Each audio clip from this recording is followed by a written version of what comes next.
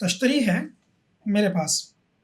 और ये मुस्लिम समाज में जातिगत ऊंच नीच पर केंद्रित उर्दू कहानियों का संकलन है। संपादक हैं सुहेल वहीद। आजकल थोड़ा सा चर्चा हो रही है इसकी। कुछ सकारात्मक चीज़ें हैं, कुछ नकारात्मक भी। तो इसको समझने के लिए आज हमारे साथ इसके संपादक सुहेल वहीद, उनका हम स्वागत करते हैं। और थोड़ा और डीप समझने के लिए हमारे साथ एक बहुत यंग, बहुत प्रतिभाशाली जर्नलिस्ट हैं सदफ, उनके पास भी तश्तरी है। तो पहले मैं आपको बता दूं, एक्चुअली तश्तरी जो है वो एक तरह का पात्र होता रहा है। तो तश्तरी क्यों इसका नाम आपने सजेस्ट किया? ये जितनी कहानियां हैं उसमें और भी कई नाम थे, या हम अलग से भी नाम दे सकते थे, जैसा कि ऊपर लिखा हुआ है सब हेडिंग में, लेकिन ये इसलिए भी मुझे अच्छा लगा। एक तो इसकी कहानी का, इसमें एक कहानी है, उसका नाम तश्तरी है। दूसरी बात ये कि नई जनरेशन में से ज़्यादातर लोग जो हैं वो भूल चुके हैं कि तश्तरी भी कोई चीज़ होती थी। तो ये हमको लगा एक तरह का रिवाइवल है, हमारी रिवायत का हिस्सा रहा है तश्तरी। तो अगर हम इंट्रोड्यूस करेंगे, या इंट्रोड्यूस तो पहले से है, हम उसको लिखेंगे तो अच्छा लगेगा। और जो कहानी जिनकी है वो शीबा असलम, शायद नकवी है, वो शीबा नकवी है।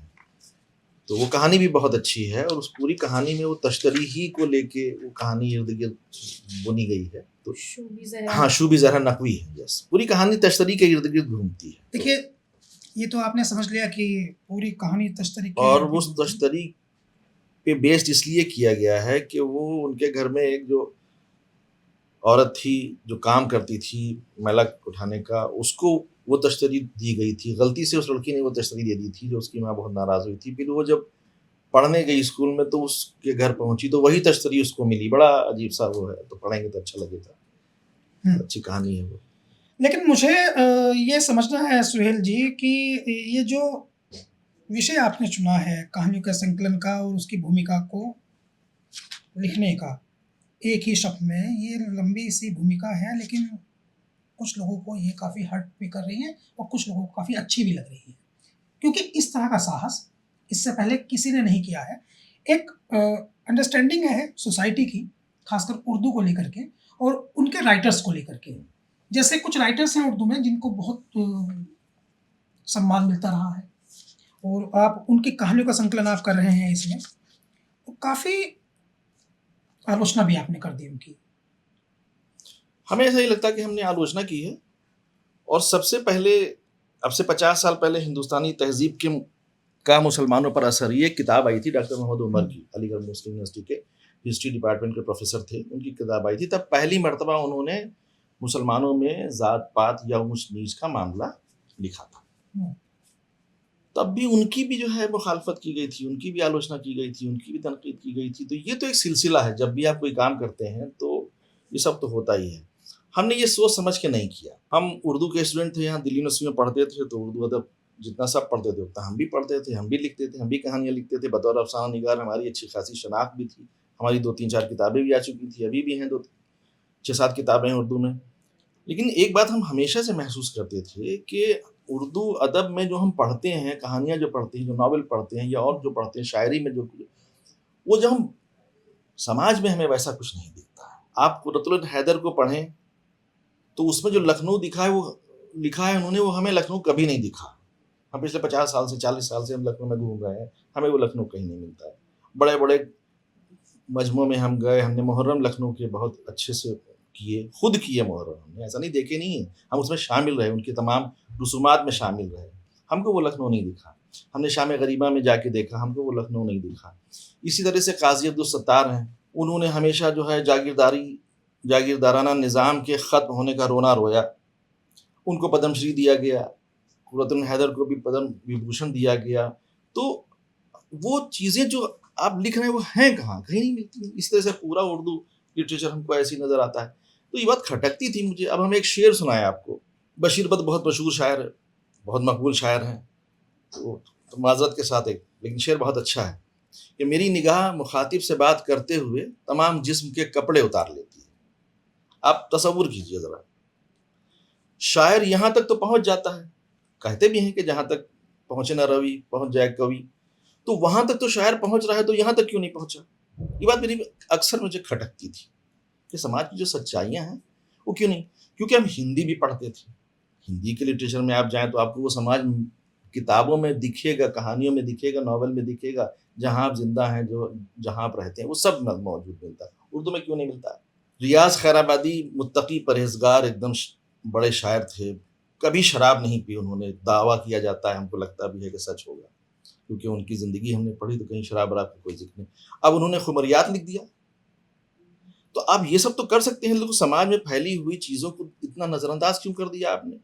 क्यों नहीं आपने हमारे बारे में लिखा? क्यों समाज नहीं में अपनी वो सब चीज़ें लिखी जिसको आप एक्सरसाइज़ कर रहे थे, जिसको आप बरत रहे थे? आपके घरों में वो सब हो रहा था। पर सोहेल सर, जो आप बात कर रहे हैं वो बात आपकी बिल्कुल ठीक है। इसके पीछे की वजह आपको क्या लगती है कि क्यों नहीं उर्दू लिटरेचर में उस तरह से लिखी गई चीज़ें जैसे हिंदी लिटरेचर में लिखी गई? अब देखिए, अब्दुल बिस्मिल्लाह, बदिउज़्ज़मा, राही मासूम रज़ा, शानी, ये सब उसी माहौल में पले बड़े थे जहाँ पे क़ुर्रतुल हैदर, क़ाज़ी अब्दुल सत्तार और लोग पले बढ़े थे। और राही मासूम रज़ा तो उर्दू के ही आदमी थे, उन्होंने उर्दू में पीएचडी किया अलीगढ़ मुस्लिम यूनिवर्सिटी से, उर्दू के वो प्रोफ़ेसर भी रहे, कुछ दिन पढ़ाया भी उन्होंने वहाँ पे। तो आधा गाँव जब उन्होंने लिखा तो हिंदी में लिखा, या उर्दू में लिखा तो हिंदी में छपा, उर्दू में नहीं छपा। यही अब्दुल बिस्मिल्लाह ने झीनी झीनी बीनी चदरैया लिखा, बनारस के बुनकरों पे, बनारस के जुलाहों पे वहाँ जाके रहे, वो सब लिखा, उर्दू में नहीं। उर्दू में एक्सेप्टेंस नहीं है। आप ये कह रहे हैं उर्दू लिटरेचर के जितने राइटर्स या पोइट जो भी रहे वो एलीट घरानों से रहे और उन्हीं से ताल्लुकात रहे? नहीं, एलीट नहीं थे तो भी एलीट को उन्होंने पासदारी की। कहा ना कि उनके वहाँ रिवायत की पासदारी का इतना मजबूत चलन है, वो इतना ज़बरदस्त राज कर रखा है, उससे हटते नहीं। वो लकीर के फ़कीर हो गए। भाई हिंदी में हर चीज़ अब आ रही है।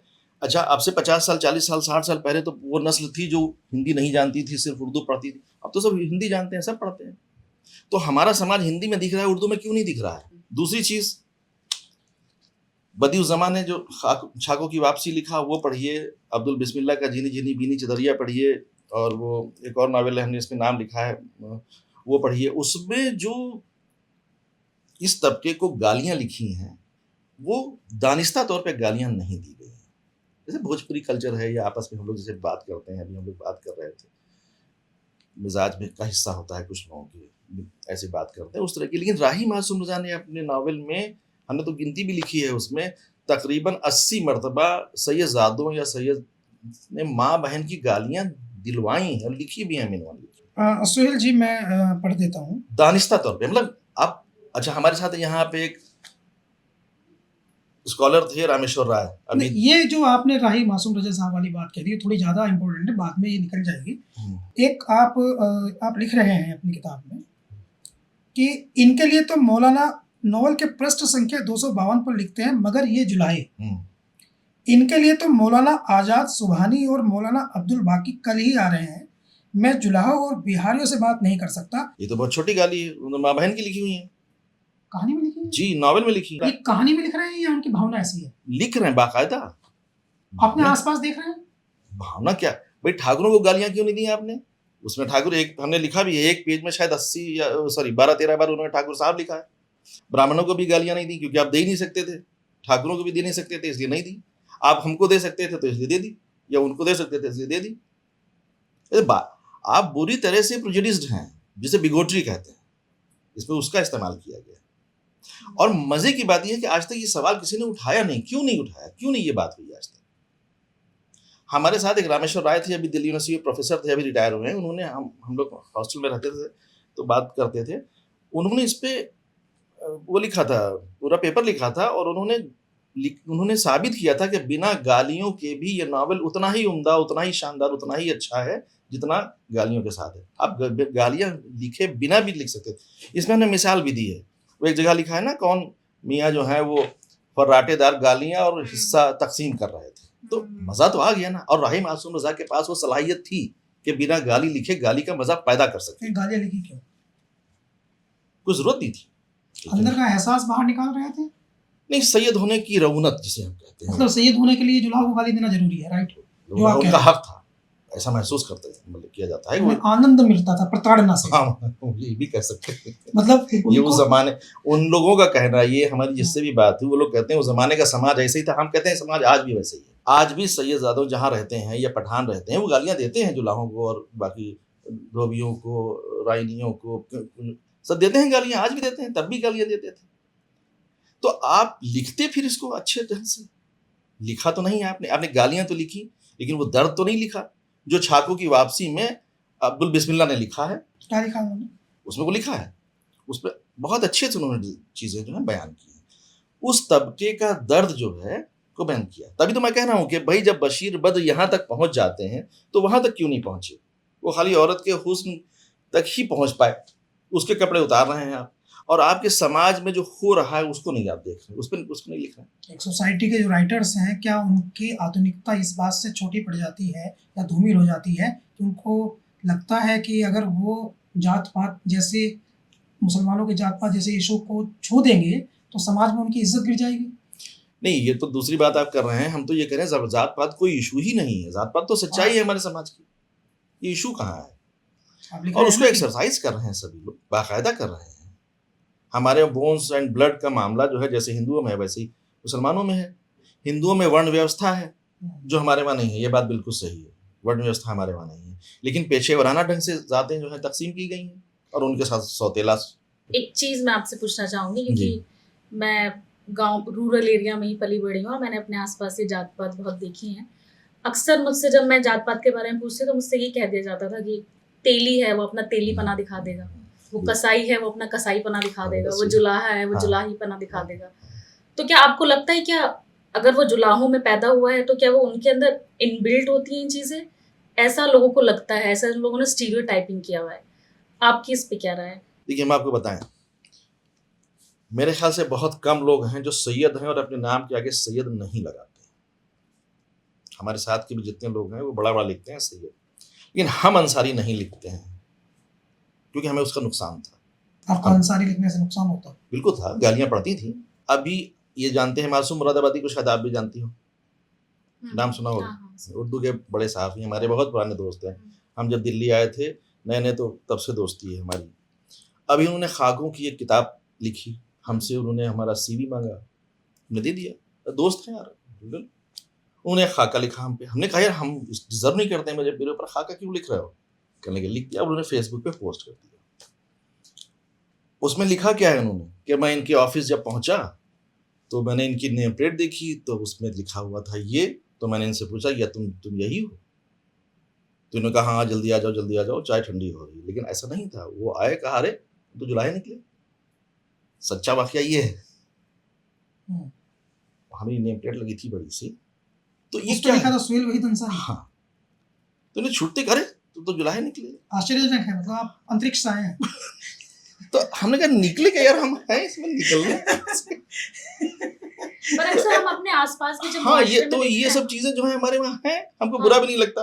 हाँ, पर अक्सर हम जब मुआशरे में रहते हैं और जब नॉन मुस्लिम लोगों से इन सब मुद्दों पे बात होती है तो वो अक्सर ये कह देते हैं कि मुसलमानों में कहाँ जात पात। कोई हमको बताइए भाई, अली मियां के खानदान में क्या उन्होंने गैर सैयद से शादी की है? कोई बताए हमको? कर ली होगी किसी ने, खुद कर ली होगी। हम आपको उस दरगाह का नाम नहीं लेना चाहते हैं। उस भागलपुर में एक खानकाह है, उनके सज्जादा ने एक अंसारी लड़की से शादी कर ली, लव मैरिज। जाहिर सी बात है, लव मैरिज ही होगी। बच्चे हो गए, बड़े हो गए। अब जब लड़का बड़ा हो गया तो उसको सज्जादा बनने का नंबर आ गया, तो फिर खानदान के लोगों ने उस सज्जादा की एक सैयद लड़की से शादी कराई, उसके बतन से जो बेटा पैदा हुआ उसको सज्जादा बनाया गया। ये सच्चा वाकया है, हम सबूत दे सकते हैं। इस तरह के दर्जन भर मिसालें हम दे सकते हैं। आप इसी किताब में पढ़िए, हमने सईद नकवी का कोट किया है, असगर वजाहत का। असगर वजाहत तो साहब आप बताइए, मीर जाफर के खानदान का होने का फखरिया बयान कर रहे हैं।